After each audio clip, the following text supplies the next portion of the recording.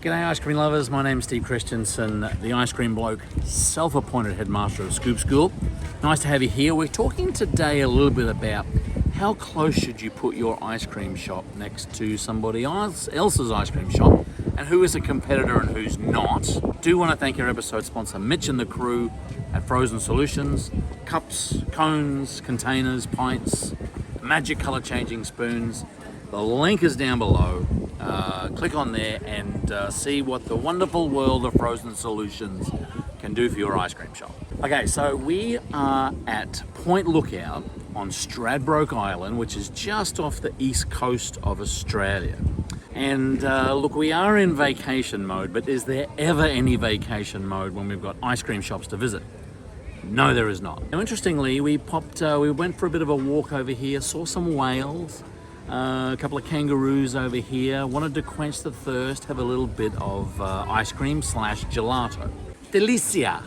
Am I pronouncing that right? Delizia gelato. And they got coffee and a few things in there.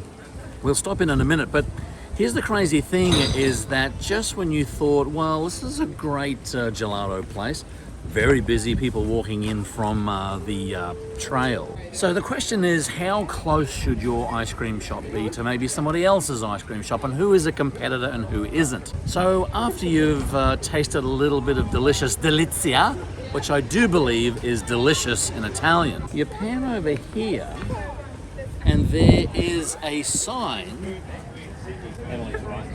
You pan your eyes over this way and there's a sign that says Italian ice cream homemade around the corner. So you say to yourself, well, gee, that's not too far away. Let's go and have a look.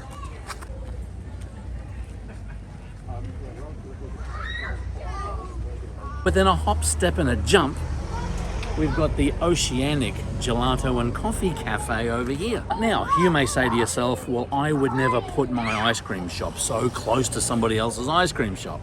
And I would say that as an ice cream consultant, I would probably say for you not to do so either. But at Point Lookout here, there's very limited stores here.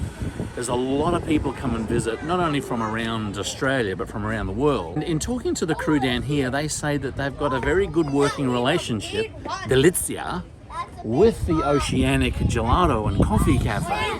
These guys are a little... So anyway, these guys are a bit more expensive. These guys are a little bit more rustic.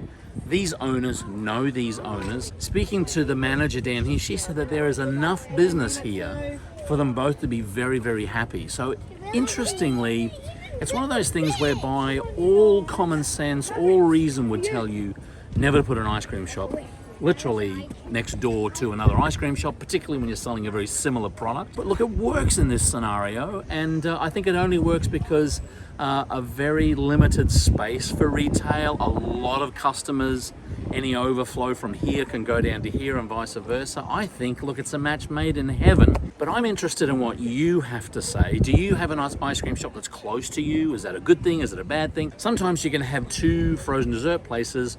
One may be frozen custard, one might be soft serve. And so they kind of complement each other. But in this scenario, the products are very, very similar. Both made locally. We are actually going to go in and taste both of them, pay a little bit of a visit down here to Cafe Delizia. Thank you for joining us, and thank you for Mitch and all the crew there at Frozen Solutions. Good supporters of the Scoop School channel. And if you have any questions, conundrums, or problems with the ice cream business, look, leave them down below in the comments. We'd love to hear from you. Very thankful to Elizabeth and Emily and Jeremy G over here for being the support crew. We've already seen too much of Emily in the pan shots, unfortunately. As we say, in Australia, in America, all around the world, keep on scooping. See you in the next video.